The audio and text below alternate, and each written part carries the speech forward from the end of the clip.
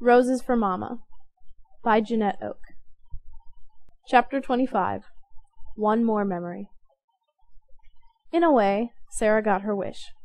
She shared Thane. In fact, the whole family shared in the planning for their future. They held long discussions around the kitchen table. The coming marriage affected them all in more than a usual way. "I'd like a farm," Thane said candidly. "I always have wanted to. I've talked to Pa about it. He'll help to get me started on my own place." "No need for that," put in Thomas. "The farm is here. You may as well farm it." "And you?" asked Thane. Thomas grinned slowly. "I'd still like to get a chance at seed experimentation." "Do you know where you could go?" asked Angela. "I've written a few letters," Thomas admitted. "One university is quite interested in my projects." Angela was surprised to hear that Thomas had already approached a school about his work. "Then I'd be happy to farm your land, until such time as Derek might want to take it over," agreed Thane. "I don't want to farm," Derek said quickly. "So what do you want to do? Play baseball?" teased Thomas, reaching out to ruffle Derek's hair. Derek blushed, then grinned. I want to teach," he said. "Maybe coach, some. And sure, I'd like to play baseball, but I don't want the farm." "Then we don't have to move!" cried Sarah, clapping her hands. "That's right, we don't have to move," agreed Angela. "We can keep right on going to the same school." Sarah seemed very pleased that her life would not change drastically. Louise tilted her head and looked at Thane. "Will you be our new Pa?" she asked. "Is Angela your mother?" he asked in return. "No, but she's our boss." "Then I will be your big brother, and I will help with the bossing a bit, too, in place of Thomas." Louise shrugged. She certainly didn't need any more bosses, but she didn't seem too upset by the arrangement. Perhaps she thought it wouldn't be too bad to trade one boss for another. "You can boss me, if you want to," conceded Sarah amiably. Thane reached out an arm and drew the young girl onto his lap. "I can't imagine you needing a boss," he told her, and pulled a pigtail. The wedding was set for the month of May. Angela marked off the days on the calendar. There was so much to do, and she had such limited knowledge of how to plan a wedding. Over and over she visited the Andrews household, getting much-needed help from Thane's mother. But her usual duties still had to be cared for. The housework was just as demanding. Sarah had outgrown everything she owned, and Angela spent hours at her sewing machine. Louise still had her emotional swings from high to low. Some days Angela felt as if she was at the end of her patience. Thomas would only shrug and say, "You're a woman. You understand her better than I do." But Angela could not recall going through such a tough time in her own growing-up years. Mama would have known, she told herself over and over. She would have known when to make an issue and when to let it pass. Then she would find herself praying, "Oh, dear God, please help Sarah pass through the years of change with more ease and less turmoil." So Angela's days were filled to overflowing with scarcely time to think. Between caring for a growing family and preparing for a coming wedding, she felt as if her world were spinning out of control. Thane often came in the evenings, and Angela sometimes darned socks or hemmed skirts while they chatted. He did not seem offended that he did not have her full and undivided attention. "I wish there was more I could do to help," he fretted. "Perhaps we could just elope." "Mama wouldn't have been in favor of that," responded Angela, not seeing the teasing glint in his eye. She always felt there was something special and sacred about vows taken before the Lord and the congregation. Thane did not joke about eloping again. Angela had seen little of Charlie or Gus over the winter months. The small addition had been made to the cabin, and Gus had moved in his few belongings and his bedroll, and now shared the 3-room home. Angela wondered if he did the cooking duties, but she had never gotten around to asking. With the receding of the winter storms and the warming of their world, Charlie and Gus came out of hibernation. "Sure good to be out in the open," Charlie said to Angela one day when she went out to feed the hens. "Man can get cabin fever all shut up like that." "You could have come over," Angela informed him. "We would have been glad to have you." Charlie chuckled. "Well, girlie, seems to me that you had about all your evenings taken." Angela flushed slightly, but accepted the teasing with a smile. "There were mornings and afternoons," she teased back. Gus approached slowly. Angela noticed that he was limping. "Lumbago," explained Charlie to her unasked question. "I'm sorry," sympathized Angela. "Oh, it'll get better with some sunshine. Always does," said Gus cheerfully. "Always does." "So why don't you come in for some coffee?" asked Angela, ashamed of herself for neglecting her two old friends. They accepted immediately. As they waited for the coffee to boil, Charlie began to question Angela about her plans for the spring garden. Angela admitted that she had not begun to think of gardening. "Why don't you give us the seed and let us go at it?" asked Charlie. "Oh, that would be unfair," began Angela. "What's unfair? We plan to eat from it. We'll plant lots for everyone. And we still can swing a hoe. The time out of the cabin in the sun will do us good." Gus nodded in agreement, and Angela finally agreed, telling them what a relief it would be to let them take over. "Been reading your ma's Bible," Charlie announced, a complete change of topic. Angela raised her eyes to look at the old man. "Understand a lot of things I didn't understand before," he went on. Angela moved her gaze to Gus to catch his reaction. "Gus and me figure as how it's about time we got ourselves straightened out and attending church. As soon as it warms up, we figure we'll have the preacher baptize us in the crick," put in Gus. "Right in the crick." "Oh, but first," began Angela, "first you must make your commitment to the faith." "Did that," said Charlie simply. Gus nodded. Yep, did that." "You did?" said Angela, her eyes opening wider. "Did that," said Gus. "Both did that." "But how did you know? I mean, what did you—" "Just followed the book," said Charlie. "Your ma had all the places marked. Just like you said. We just followed the book." "Just followed the book," parroted Gus. "It works," continued Charlie, tears trickling down his weathered cheeks. "I got that there new heart right in here." He placed a calloused hand over his shirt front. "Feel changed. New. Just like the book says." "Yep," put in Gus, tears forming in the corners of his own eyes. "Changed. Just like the book says." And he reached up a twisted hand to cover his own heart. Angela had tears of her own now. To think that years after the seed had been sown by her parents, it had now borne fruit. I just don't know what to say," she stammered. "I'm so happy. Papa and Mama would both be so pleased." "Yep," said Gus, nodding his head. "Yep." When May arrived, Thane had joined Thomas in the fields to get all the planting done before the wedding. Feeding hungry men and sending children off to school kept Angela's already busy days even fuller. Derek took on a man's share of farm chores. Daily, Angela breathed a sigh of thanks that she didn't have the responsibility of the big garden. Charlie and Gus had kept their promise, and plants were peeking their heads above the ground, already promising an abundant yield.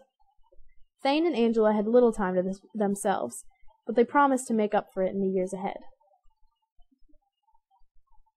The morning of the wedding, Angela turned to her bedroom window and was disappointed by the sight of drizzling rain. "I had so hoped for a sunny day," she mourned, and then remembered her mamma telling her her own wedding day had been greeted with a shower as well. "But by wedding time," her mamma had said, "the clouds had rolled on and the sun was shining." Angela prayed that it might be so for her and Thane as well. "But if it isn't," she determined, "this will still be the happiest day of my life." Angela rose from her bed with a song and hurried down to prepare the family breakfast. "Aren't you the cheerier one this morning?" greeted Thomas as he lifted the milk pail from its hook in preparation for his trip to the barn. Angela beamed at him. "Have you noticed the weather?" asked Derek as he struggled into a light jacket. "I noticed," said Angela. "To be honest, it's not what I would have ordered, had the choice been mine, but we'll make do." Thomas nodded. "I think it will clear by mid-morning," he predicted cheerily. They hurried through the morning chores and breakfast to get an early start on their trip to town. The girls were to change for the wedding at the Andrews' house after the morning service. Mrs. Andrews had helped Angela sew her wedding gown. It was not nearly as elaborate as the gown Trudy had worn, but Angela was content. It suited her. Louise was to wear a dress of pale blue, and Sarah one of soft pink. Angela was allowing Sarah the privilege of pinning up her long blonde hair. "It is rushing things a bit," she explained. So tomorrow it is back to braids again. Sarah nodded, but her eyes danced with the excitement of being considered grown-up, even for a day. We must hurry, coaxed Angela as they finished their breakfast. We don't want to keep everyone waiting. Thomas, are you ready with the scriptures? Thomas lifted the family Bible and was about to begin the morning reading when Louise interrupted. Couldn't we play the game? Just once more? Please, it won't take us long. Please? But we can still play the game, just as often as we like, said Angela. Thane is always happy to play it with us. But Thomas will be gone, said Louise, fighting hard to keep back the tears. It just won't be the same anymore. No, it would not be the same. Thomas would be gone, leaving for his dream of schooling and research just as soon as she and Thane returned from their short wedding trip. And then Derek would be leaving them to make his way in the world. And before they all turned around, Louise would be grown, then little Sarah. Before Angela could start crying, a new thought came to her. She would always have Thane. There would be no day when he would grow up and leave her. That was the marvel of God's great plan. Through good times and bad, through sickness and health, in weakness and in strength, Thane would be with her as long as God granted them years on earth. It was a comforting thought to Angela. She rose from her chair and lifted her head, her eyes shining in appreciation for the wisdom and love of her father. All right, she agreed. One more time with Thomas. Louise, satisfied, settled back in her chair. Angela hurried to the buffet drawer and came back with the 5th scribbler they had been filling with their memories. Thomas started the memories. I remember, he said, the morning I was baptized. It was a very special morning for me. I was telling all my friends that I intended to put aside selfish plans and try to live my life in the manner Christ taught his disciples. Mama took me in her arms and told me she was proud of me for making the right decision. Then she looked me in the eyes and said, Thomas, always be true to the step you are taking. Don't ever, ever think of turning back. As Angela hurriedly wrote to keep up with Thomas's words, she noted to herself that somewhere along the way we have changed from just sharing memories to also thinking of the lessons Mama so subtly taught with each little incident of our childhood. After a moment of silence, Derek cleared his throat and said, I remember one morning when I went out to feed the chickens, and the mother cat was running across the yard with a little dead bird. I chased her and got it back. I cried, and I brought it in to Mama. She just hugged me for a long time and let me cry, and then she said, Son, don't fight death. Death, too, is a part of life. One thing dies that another might live. God is a wise God. He has a purpose for all things, even death. And for us, his special creation, death is the only gate to eternal life. When the time comes for me to join him, though we might wish to linger a bit, it will be a triumphant time. Remember that. Derek stopped and swallowed hard. I had forgotten that, he went on, until just now. Angela blinked away tears. To some, it might have seemed morbid to be talking of death on her wedding morning, but it wasn't morbid to Angela. She felt that Derek had just made an important step in dealing with his grief. I remember, said Sarah, the little pink quilt Mama made for my dolly. I got the dolly for Christmas, and she didn't have any blankets, and it was cold. I remember. We shivered even in the kitchen that winter. Angela remembered that cold spell of which Sarah spoke. It hadn't lasted long, but it had been bitter. Well, I wanted my dolly to be warm. I tried to hide her under my sweater, but then Mama said she would make her a quilt, and she did. And when she gave it to me, she said, Sarah, always show as much passion, compassion, corrected Angela softly. Compassion, Sarah continued, towards others as you are showing for your dolly now. Share your warmth, Sarah. Share your love. Louise wriggled on her chair as if she had changed her mind about wanting to play the game. By the time Angela had finished writing Sarah's memory, however, Louise was ready to begin. I remember, she said in a whispery voice, one morning when Mama came to call me for school. I didn't want to get up, so I thought I would just pretend I was sick. Louise stopped and fidgeted some more. Well, Mama laid a hand on my forehead, and she said there was no fever. Then she had me open wide my mouth, and she looked at my throat. She said it was fine. She pressed on my tummy here and there, and asked if it hurt, and I said no. Then she asked me if I had broken my leg, and I said no again. So she said I must really be quite fine then. Nothing seemed to be wrong, so she told me to get up. After breakfast, when I was kissing Mama goodbye, she held me close and said, "Louise, don't ever try to pretend you are something that you are not. Folks always see right through the sham. Be true to others and to yourself."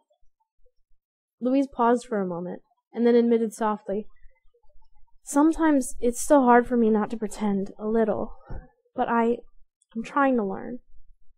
"You poor thing," thought Angela, as her pen stopped writing for a minute while she considered the words. "Perhaps you are growing up." Angela was the only one left. She looked around the table at her family members and cleared her throat.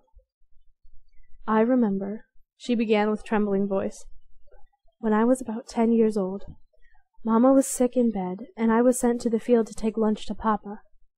On the way home I found some early roses. They were the first ones I had seen that spring, just beginning to open, bright and pink and sweet-smelling. I knew how much Mama loved the spring roses, so I stopped to pick some, just a little handful. That's all there were. I remember how I got some thorns in my fingers. I even got a drop of blood on my pinafore where I wiped my hand. Then I started on home, thinking how happy Mama would be when I arrived with the flowers. I had to cross the creek, and it was higher than usual. Papa had thrown a log across it, but I wasn't very good at walking the log. I was about halfway across when I started to lose my balance. I grabbed frantically for an overhanging limb and managed to keep myself from falling in, but in clutching at the tree branch, I dropped the roses. I stood there crying as I watched the stream carry them off. When I got home, I was still crying. I went into Mama's bedroom and threw myself against her bed and told her what had just happened. "Angela," she told me, "you are my flowers, my roses. You and your brothers and sisters. You make up my bouquet, and a more lovely bouquet never graced the home of any woman. I will always, always see you as such, my beautiful, beautiful roses. I don't need any others." Angela stopped to wipe her eyes. They would be red and swollen for her wedding if she wasn't careful. At least Thane would understand. She lifted her head and looked around the table. "And that is how I see you too," she told them softly, "as Mama's roses. She would be so, so proud of you, if she could see you now, just as Thomas and I are." They leaned forward for an impromptu family embrace, and then wiped away tears, smiled at each one, and rose from the table. "I don't want to keep Thane waiting," spoke Angela softly, as she replaced the memory book in the bureau drawer. She turned to her brother. "I'm afraid you'll need to push the team a bit, Thomas." "Thane will wait," Thomas said with confidence, "but we'll see that you're there on time." He stopped long enough to pull her into his arms and gave her a brotherly embrace. "You're going to make him a beautiful bride, and a wonderful wife. Mama's rose," he said softly. Then he released her slowly, turned, and was gone to fetch the tea.